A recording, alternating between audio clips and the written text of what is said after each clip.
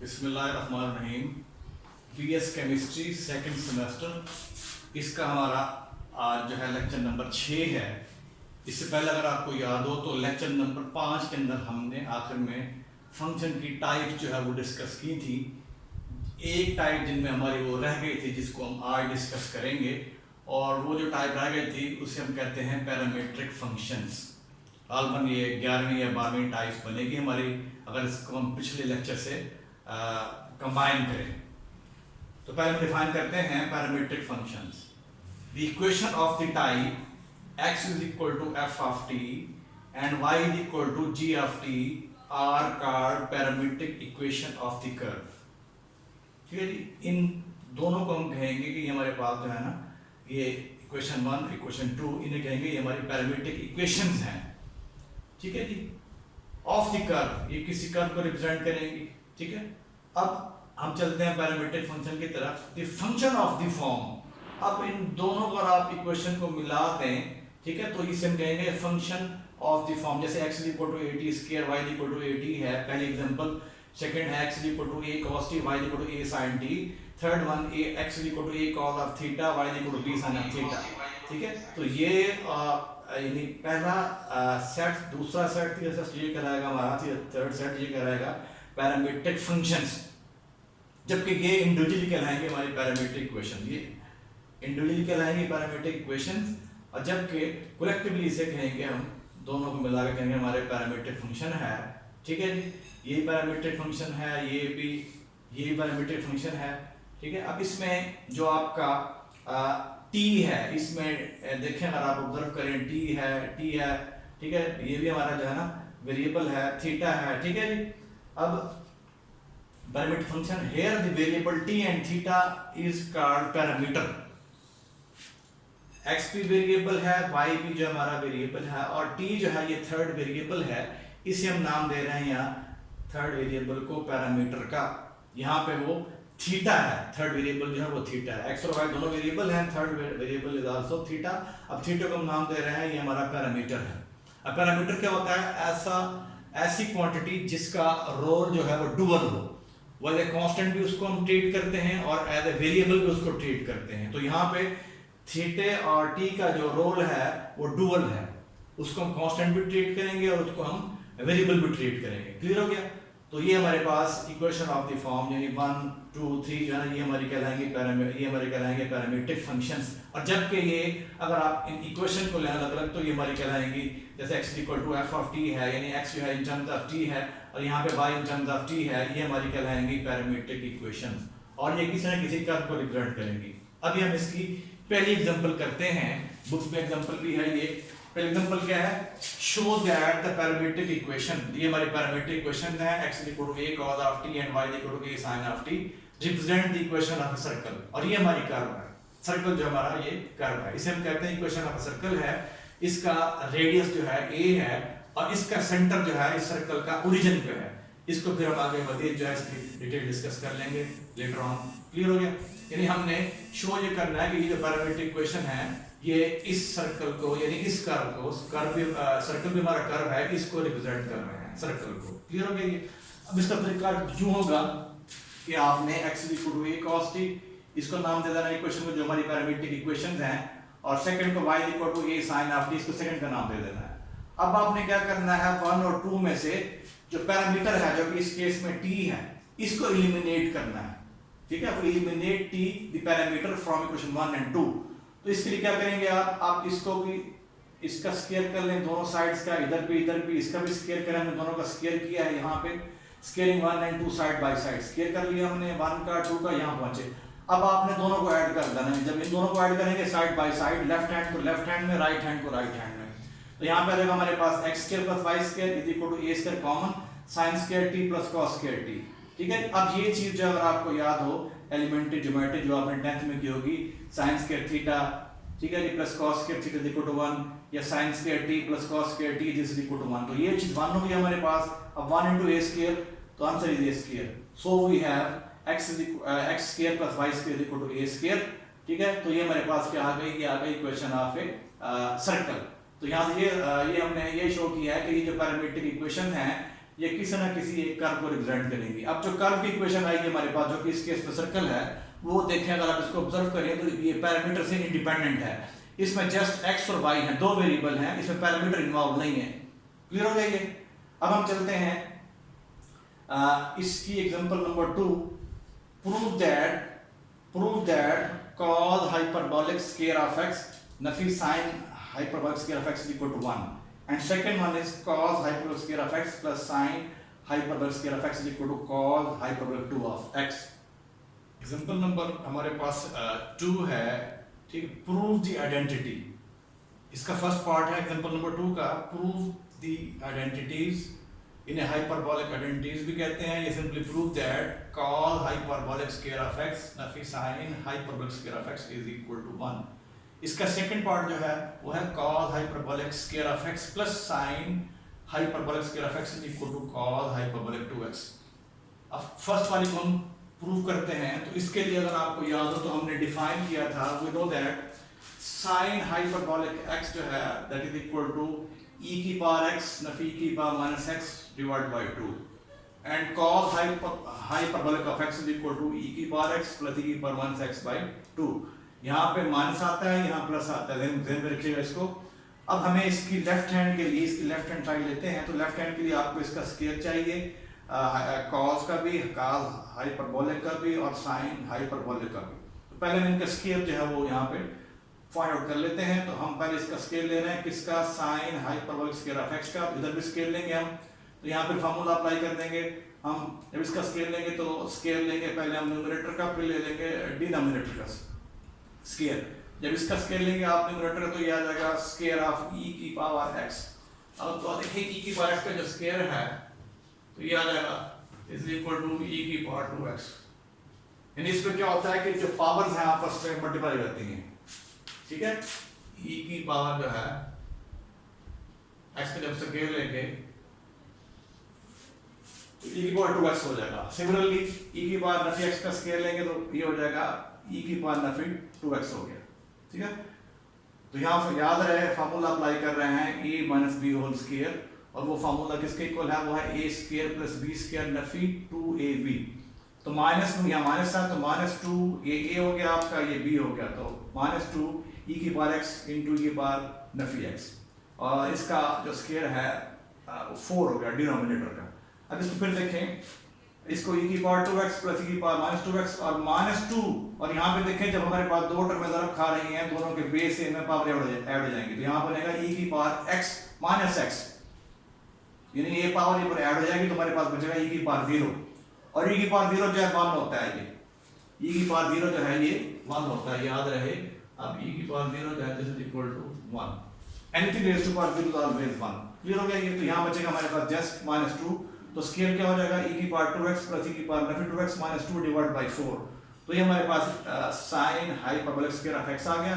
अब आपने इसका स्क्वायर जो है इस तरह जो है वो एक्सपेंड कर लेना है। इसको यूज करते हुए जब इसका स्क्वायर हम खोलेंगे, से यहाँ फार्मूला अप्लाई करेंगे a plus B whole square वाला, a प्लस बी, तो यहाँ पे आपके पास इसमें प्लस आएगा, तो ये इसको खोला हमने, तो इसका आपके पास आंसर जो है ये आ जाएगा, ठीक है जी।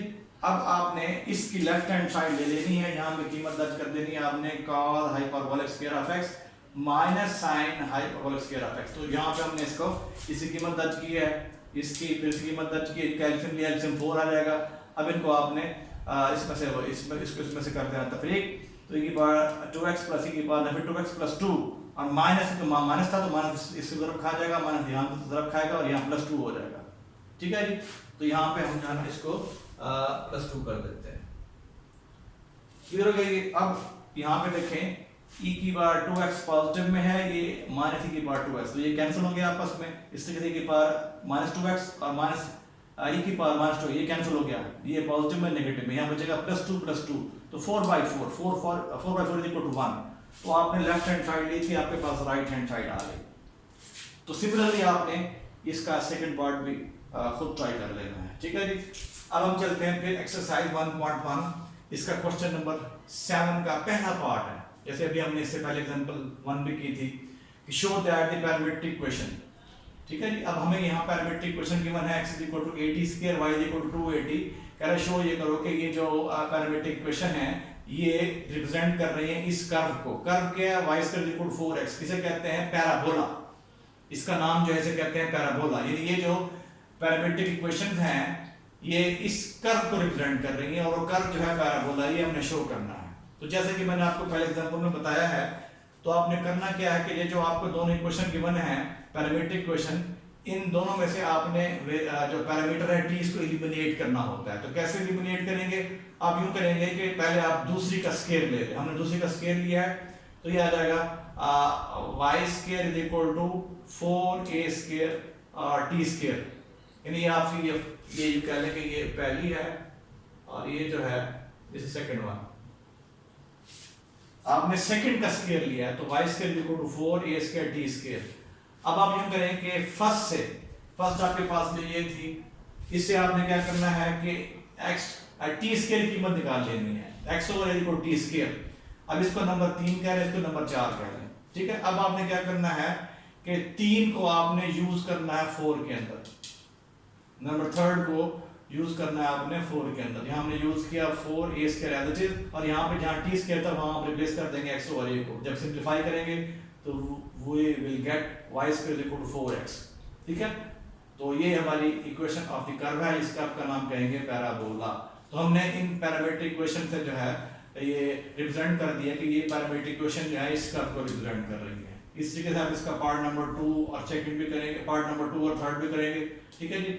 अब देखें नेक्स्ट क्वेश्चन नंबर आपके पास 8 और जो 9 है, 9 में आपको ट्रिग्नोमेट्रिक 8 में आपको ट्रिग्नोमेट्रिक आइडेंटिटीज गिवन है, वो आप उनको प्रूव करना आपने, वो आप खुद करेंगे। अलबत्ता क्वेश्चन 9 के दो पार्ट में आपको जो है ब्रीफ कर देता हूँ। क्वेश्चन 9 में क्या है कि आपको फंक्शन गिवन है, आपने ये बताना है क्या ये फंक्शन इवन है या ऑड है, ठीक है। तो अब इसमें आपने जो इवन और ऑड की डेफिनेशन है उसको अप्लाई करना है। तो अगर आपको याद हो तो मैंने बताया था कि इवन के लिए जो आपके पास शर्त है कि function f(x) set to be even if क्या होगा, f ऑफ माइनस x जो है this is equal to f of x। ये इवन फंक्शन की डेफिनेशन थी। और ऑड में क्या होगा, ऑड में आपने f ऑफ ऑड फंक्शन के अंदर f ऑफ माइनस x, तो ये आ जाएगा आपके पास माइनस f ऑफ x, तो फिर हम कहेंगे हमारा फंक्शन जो है वो ऑड है, ठीक है। तो ये दोनों तारीफें हमने देखनी है क्या यहाँ पे इन दो पार्ट्स पे एप्लीकेबल हैं या नहीं। तो इसके लिए देखें, अब इसमें देखें आप, इसका मैं पहले ये छठा पार्ट करता हूँ जहाँ पे x है वो माइनस x पुट कर देंगे आप, तो f ऑफ माइनस x इधर आ जाएगा आपके पास minus X whole cube, minus as it is minus हमने पुट करना है, डिवाइड बाई नीचे आ जाएगा माइनस एक्स का स्क्वायर और प्लस 1 आ गया, क्लियर हो गया ये। अब इसको जब फिर सिंप्लीफाई करेंगे आप तो ये हो गया minus X raise to power 3, और यहाँ पे नफी नफी क्या हो गया, ये हो गया plus x divide by x square plus 1, क्यों गया ये, क्योंकि हमने नफी x का स्क्वायर लेंगे तो x स्क्वायर हो जाएगा जस्ट। अब आपने क्या करना है, इन दोनों से आप नेगेटिव कॉमन निकाल लेंगे, जब नेगेटिव कॉमन निकालेंगे यहाँ बचेगा माइनस, और इधर आ जाएगा आपके पास x क्यूब माइनस x, और नीचे आपके पास जो डिनोमिनेटर है that will be remain same, ये आ जाएगा हमारे पास, ठीक है। अब इसको अगर आप देखें तो ये बराबर आपके पास माइनस एफ ऑफ एक्स, क्योंकि एफ एक्स ये था आपके पास, इसमें आपने एक्स को रिप्लेस किया माइनस एक्स से, सिंप्लीफाई किया और ये इसके इक्वल आ गया माइनस एफ एक्स के। हेंस आप कहेंगे गिवन फंक्शन इज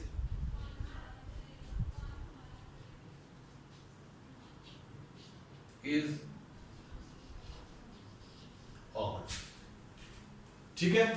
इसी तरह आपने जो है इसका जो फिफ्थ पार्ट है, फिफ्थ पार्ट करेंगे तो इसमें फिर आपने इसको रिप्लेस करना है x को माइनस एक्स से, ठीक है जी। अब इसमें अगर आप इसको जब हल करेंगे तो आप देखेंगे इसमें ना ये फंक्शन इवन होगा ना ऑड होगा, ये यानी इसकी शेप ना ये वाली होगी ना ये वाली शेप होगी, ठीक है। तो जरूरी नहीं कि हर फंक्शन जो इवन हो ऑड हो, या दोनों में से कोई एक हो, उसके लाजमी नहीं है। अब ये अच्छे से ये फंक्शन था, ये ऑड फंक्शन है, इस तरह से कोई और फंक्शन आपको गिवन है तो उसको भी चेक कर सकते हैं आप। अगर वो ये क्राइटेरिया पूरा करेगा तो इवन होगा, अगर ये क्राइटेरिया पूरा करेगा तो ऑड होगा। अगर दोनों नहीं करता it is neither even nor odd. अगर ये भी पूरा नहीं हो रहा क्राइटेरिया, ये भी नहीं हो रहा, तो फिर हम कहेंगे given function is neither odd और नॉर इवन। क्लियर हो गया ये? ठीक हो गया। अब हम चलते हैं हमारे बाकी जो सवाल मैंने छोड़ दिए हैं, तो वो आप खुद ट्राई करेंगे, इतने मुश्किल नहीं है, इजी हैं, वो खुद कर सकते हैं आप। अब नेक्स्ट जो है, नेक्स्ट हमारी डेफिनेशन है कंपोजिशन ऑफ फंक्शंस। ठीक है। अब इसमें यह होगा कि हम दो फंक्शन कंपोज करके एक थर्ड फंक्शन जो है वो बनाएंगे। Let f be a function from x to y and g be a function from y to z। तो ये हमारे दो फंक्शन हो गए। अब इनको हम कंपोज कर रहे हैं। Then the composition of f and g is a function. इनकी जो कंपोजिशन होगी इन दो फंक्शन की, f और g की, ये भी हमारा फंक्शन होगा। इसको डिनोट करेंगे हम g सर्कल f से। g circle f। अब ये जो फंक्शन होगा ये फ्रॉम x टू z होगा, ये फ्रॉम x टू z होगा। अब देखें, अगर आप ये डायग्राम देखें, यहाँ डायग्राम ड्रॉ की है, ये आपके पास सेट x है, ये y है, और ये जो है सेट z है। अब f is a function from x to y, और g जो है this is a function from y to z। Clear हो गया? अब आपका जो g सर्कल f है, g सर्कल f इसको नोट कर रहा हूं, ये x से z में है। वही कह रहा है कि इसको हम जो कंपोजिशन हमारे पास है f और g की, इसको डिनोट करेंगे g सर्कल f से, और ये होगा x से z के अंदर। एंड इज डिफाइंड बाय, वो यूं डिफाइन करेंगे g सर्कल f यानी composition of f and g। ठीक है, g circle f upon x, यानी x पे ये ऑपरेट कर रहा है इसकी कंपोजिशन। तो क्या देगा आपको? ये देगा g of f of x, g of f of x for all x belong to x।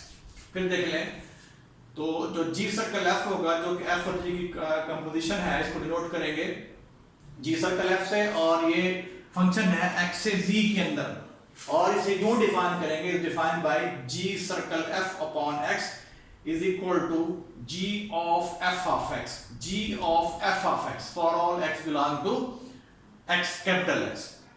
Similarly, the composition of g and f is denoted by f circle g upon x. This is equal to f of g of x for all x belong to capital X। Clear हो गया? तो ये हमारे पास definition है composition of function की। अब ये इसकी पहली एग्जांपल है, f(x) is equal to 2x plus 3 and g of x is equal to x square। ये दो हमारे पास फंक्शन है, दोनों रियल वैल्यूड हैं। अब हमने composition of f and g जो है वो एवेल्युएट करना है। Then we have to evaluate g circle f upon x। तो ये हो जाएगा g of f of x and this is equal to, अब fx क्या आपके पास, g of fx आपके पास 2x plus 3, हमने कीमत दर्ज कर दी इसकी fx की जगह पे, g of ये बन गया g of 2x plus 3, हमने x की कीमत fx की कीमत दर्ज कर दी है। क्लियर हो गया? अब हमें गिवन है कि g of x जो x स्क्वायर है, तो अब हम क्या करेंगे, ये आपका टोटल x जो है वो काउंट होगा। अब आपने इसको यहाँ पे रिप्लेस कर देना है x की प्लेस पे, तो तुम्हारे पास अल्टीमेटली क्या आ जाएगा, ये आ जाएगा 2x plus 3 होल स्क्वायर। तो ये हमारे पास जो है ये composition of f and g है। क्लियर हो गया ये? अब इस तरीके से इसमें अगर आप composition of f and g ये लेते हैं, निकालते हैं, और composition of f and g and g and f, इसे यूं लिखेंगे। ठीक है, दोबारा मैं रिपीट करता हूं।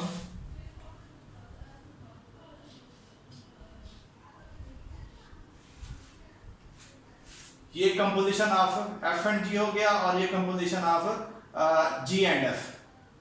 ठीक है जी। अब ये जनरली दोनों आपस में बराबर नहीं होते, याद रखें, पॉइंट टू बी नोटेड, कि जो हमारे पास f और g की जो कंपोजिशन है f और g के, this is not equal to the composition of g and f, generally ये बराबर नहीं है। ठीक है, अब इसको यूं भी लिख सकते हैं एज ए, इसकी एब्रिविएटेड फॉर्म ये भी हो सकती है, g of f is not equal to f of g, याद रखिएगा इसको। ठीक है, यहाँ एक बात और याद रखें कि अगर आप f स्क्वायर की बात कर रहे हैं, तो f स्क्वायर से मुराद जो है दिस इज इक्वल टू, ये है f of f, this is equal to, ये आ जाएगा हमारे पास f सर्कल f, और ये हो जाएगा f ऑफ x, इसे यूं लिखेंगे हम। ठीक है, f square is equal to f of f, यानी f सर्कल, यानी f की composition with f itself this is equal to F of X. ठीक हो गया। तो ये इसकी हमारे पास एग्जांपल थी और ये इसकी डेफिनेशन है composition of two function F and G, यूं डिफाइन करेंगे। ठीक है जी। और ये जो फंक्शन होगा ये फंक्शन होगा और ये एक्स से जी में होगा, जो डिफाइन करेंगे। अब ये इसकी मैंने बताया आपको कि similarly composition of G and F, उसको नोट करेंगे F circle G upon X और this equal to F of G of X for all X belong to X हो गया। ठीक है। और मैंने बताया कि जनरली जो है हमारे पास composition of F and G is not equal to composition of G and F. तो इसको मजीद एब्रिविएटेड फॉर्म में हम यूं भी लिख सकते हैं, G F is not equal to F G. अगर एफ स्क्वायर है, ये composition of F with F itself है, तो इसे लिखेंगे F square is equal to F into F या एफ सर्कल एफ और ये बराबर है एफ ऑफ एक्स हो गया।